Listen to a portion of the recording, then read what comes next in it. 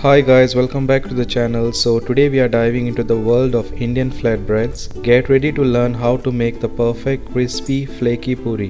Whether you are a seasoned home cook or just starting out, this recipe is super easy to follow. Puri is a staple in Indian cuisine and it's a perfect accompaniment to your favorite chana masala, aloo matar or any spicy curry. Trust me, once you make these homemade puris, you will never go back to store-bought. If you are new on this channel, then please hit that subscribe and also hit that notification bell so you won't miss any of the new uploads. So now let's begin with this recipe. So first take a bowl, add 250 grams wheat flour or atta, add half teaspoon salt, 1 tablespoon semolina or RAVA, 1 tablespoon cooking oil,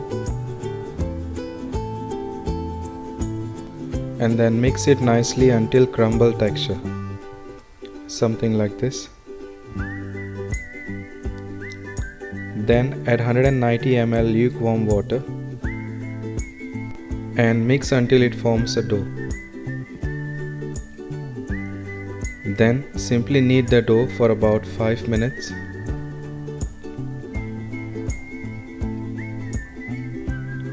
And then rest it for about 15 minutes. Make sure you cover it and leave it aside.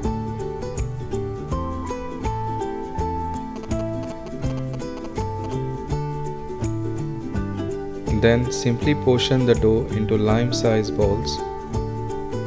Make sure all the balls are similar in size. Then take some oil and apply it on the palm of your hands. Then nicely shape the dough in round balls, something like this.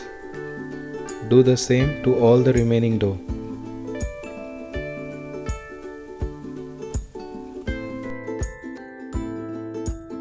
Then take some oil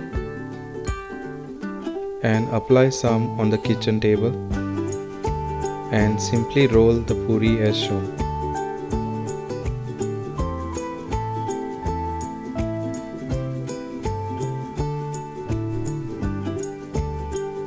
Apply some more oil as it won't stick to the table.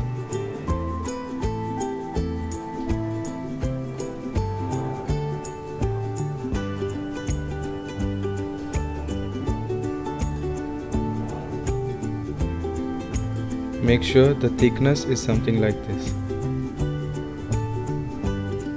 Then simply deep fry it as shown.